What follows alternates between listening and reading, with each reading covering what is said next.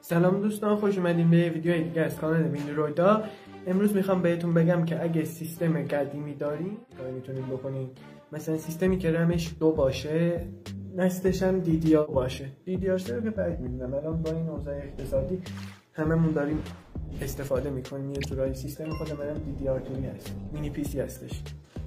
ما تو این ویدیو میخوایم که استوریج کنیم اون کامپیوتر رو، مثلا از بیرون به فایلاش دسترسی داشته باشیم یا مثلا روش فایل بریزیم، این کارا رو انجام بدیم. یا میتونیم بکنیم، یادم رفت بگم، میتونیم برنامه‌های سبکی که به درد میخوره رو نصب کنیم، بهش ریموت دسکتاپ بزنیم. ما تو این آموزش به یه دونه مودم وای فای مودم نیاز داریم که ADSL باشه فرقی نداره، سیم کارتی باشه فرقی نداره، فقط هر چقدر سرعت آپلود و دانلودش خوب باشه اینقدر میتونید راحت باشید. مثلا من خودم رو ADSL این کارو انجام دادم که زیادم آپلودی هم نداره. بریم که آموزش رو بهتون یاد. خب دوستان بریم که یاد بگیریم. اول ریموت دسکتاپ رو میگم، ستینگ رو باز میکنیم، ریموت رو سرچ میکنیم. تو ویندوز 7 و 8 و 10 اینطوریه، یه سرچ کنید میاد، فرقی آنچنان نداره. این از ستینگ ویندوز 10 و ویندوز 11 از ستینگ ویندوز 8 و 7 از کنترل پنل بود. کنترل پنل هم سرچش کنین همینجور هم چیزی بالا میاره. سرچ کنین ببینم میتونم بالا بیارم. ریموت دسکتاپ کانکشن سرچ کنین ببینم.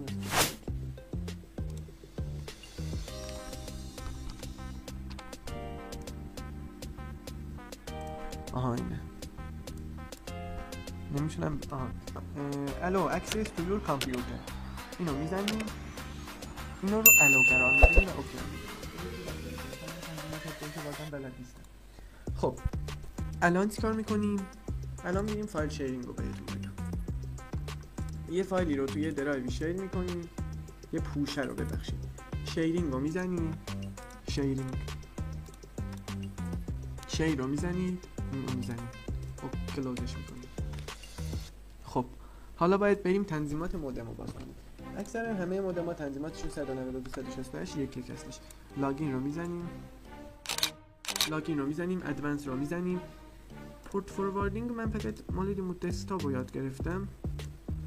ادیت رو میزنم ببینیم چی ساختم.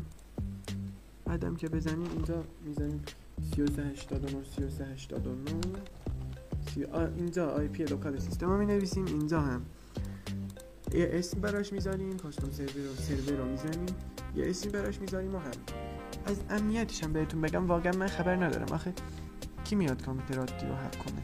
البته اینم بهتون بگم ها، از ارائه دهنده سرویس اینترنتیتون حتما آی پی ثابت تغییر کنید. اگر اینکه تغییر نکردید فقط میخواین تست کنید بنویسین مای آی پی میاره. اولین سایت رو باز میکنین. خب این آی پی من آورده. این پورت فورواردینگ رو که بهتون از همه‌شون راحت تره. حواستون باشه، فکر کنم کل پورت های کامپیوتر رو شیر میکنه رو وای فایتون، رو اینترنتتون. اون پورت هایی که تو ویندوز فایروال باز هستش. آی پی تون رو میذاریم. یه نکته یادم رفت بگم، ویندوز فایروال رو سرچش میکنین. خب تو فایروال باید پورت ها رو باز کنین. اینجا میانید رو اینجا نیو رو میزنین. ریموت دسکتاپ خودش تو ویندوز 10 و 11 بازه، پورتش فکر کنم نیازی نیست دست بزنید. اینا رو پورت قرار میدین. مثلا ریموت دسکتاپ مثلا تو ویندوز 8 باز نبود من استفاده کردم، دیگه شاید تا هفته میذاری 3389. خب اونم تو تی سی میگم، اینم تو تی سی پی. خب اینم پورت رو گذاشتیم، علاوه خودش گذاشته، پابلیک هم که خودش گذاشته. اینجا یه نیم میزنیم، یه کپشن هم که نمیخواد دیگه. من حالا نیاز نیست ریموت دسکتاپ، تو ویندوز 11 خودش بود، 10 هم خودش بود حذف کنم. حالا باید فایل شیرینگ رو باز کنیم. بازم تو پورت میزنیم، پورت 445 رو بازش میکنیم. خب بعد باز کردنش علاوه رو میزنیم، همینجوری ادامه میدیم. اینجا یه نیم میزنیم. من این کارو کردم، اسمش هم گذاشتم انی فایل، پس نیازی نیست دیگه این کارو بکنم. حالا دیگه هیچ کاری نمونده. یکم این که بگید مثلا من با لند وصل میشم یا با وای فای وصل میشم، هی آی پی لوکالش عوض میشه دیگه، نمیشناسه که. باید بیایم آی پی لوکال تعریف کنیم که اگر هر وقت به مودم وصل شد با اون آی پی وصل بشه. آی پی سیستم رو چطوری پیدا کنیم؟ CMD رو تایپش میکنیم، مینویسیم IP config. خب این IP سیستم من. اینجا چیکار میکنیم؟ یه اینو اینیبل میکنیم، یه نیم میزنیم، IP که دوست داریم باشه، مثلا 192.168 مثلا 1.22 بفرضاً. خب اینجا مک آدرس اون اینترنتی رو که میخوایم بهش IP ثابت بدیم اون رو میذاریم. مک آدرس از کجا پیدا میکنیم؟ اگه تو درایور نوشته بود که اینجا حل، اگه ننوشته بود که مثلا کارت شبکه درایور نداشت، حالا اینطوری میشه پیدا کرد. می‌نویسیم IP config /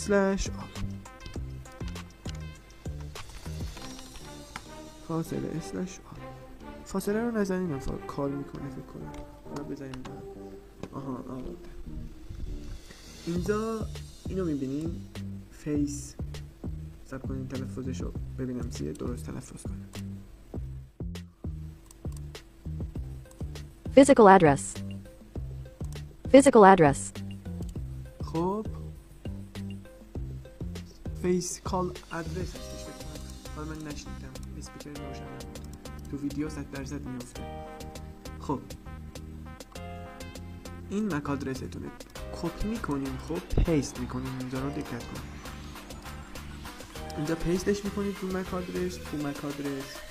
فقط به جای این خط فاصله ها 2 نقطه روی هم میذاریم، 2 نقطه روی هم، همشون رو پاک میکنیم، 2 نقطه روی هم میذاریم، 2 نقطه روی هم. بعد اپلای رو میزنیم، یه بار مودم رو ریستارت میکنیم، ریبوت میکنید از منیج. البته اینجا یا تنظیمات DMZ یا پورت فورواردینگ هم انجام بدیم، بعد ریبوتش بزنیم. بعد اینکه اینا رو انجام دادیم کارمون تمومه. میریم که تو گوشی بهتون برگشت نشون بدم. الان کامپیوترمون شیر شده، تو اینترنت شیر شده، از اینترنت میتونیم دسترسی پیدا کنیم بهش. بریم تو گوشی. برای اینکه بتونیم به سیستم من به شخصه وای فای رو باز نمی‌کنم، با داده میرم که ببینید رو شبکه نیست. خب چیکار می‌کنیم؟ میایم مایکت یا پلی استور فرقی نداره، می‌نویسیم ریموت دسکتاپ.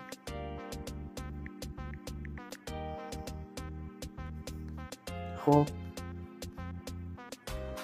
من بنویسیم RDP، من یادم RDP. یه دونه این برنامه رو میتونید دانلود کنید، یه دونه این.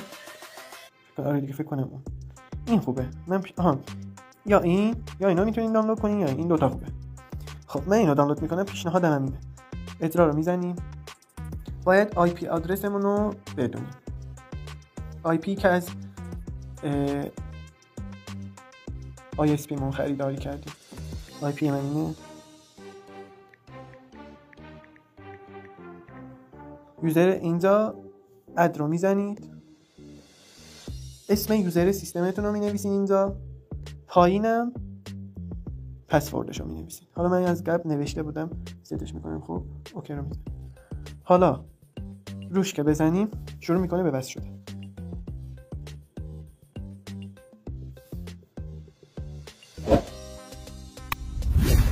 بهتون گفتم میگه تو ADSL سرعت واقعا کمه، سرعت آپلود. خب دیدین که آورد.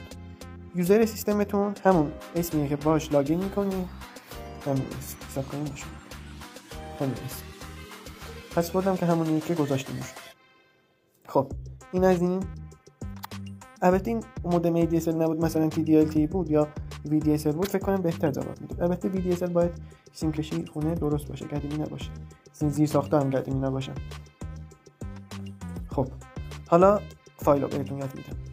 ما اینجا وارد فایل منیجر گوشیمون میشیم، نتورک رو میزنیم، اد رو از این بالا میزنیم، این سومیه رو میزنیم، اد رو میزنیم، IP آدرسمون رو میزنیم،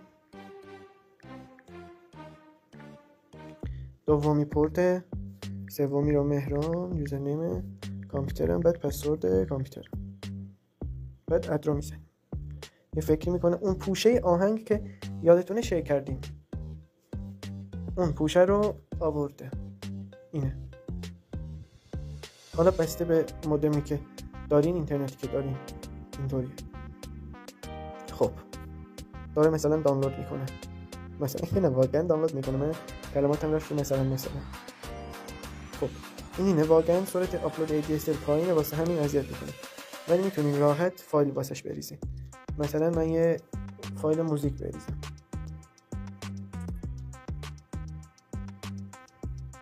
کپیش کنم، نتورک، آی پی که نوشت ساختیمو میزنم، البته اینه نه اینه، خب ساختیمو میزنم. سرعتش واقعا کمه، نمیدونم شما احساس میکنین یا نه. آره درست. دقت کنید چون سرعت آپلود ADSL دانلود ADSL 16 بالاست، اینو زودتر مثلا ارسال میکنه، مثلا که نه واقعا. خب الان بستگی به آپلود سیم کارتتون داره. دیدین الان اون ور داره دانلود میکنه، این ور از گوشی من داره آپلود میکنه. این بود از آموزش من، امیدوارم که خوشتون اومده باشه. صدام یکم گرفته بود، حساسیت کردم. امیدوارم که خوشتون اومده باشه. حتما حمایت کنید. تا ویدیوی بعدی، خداحافظ.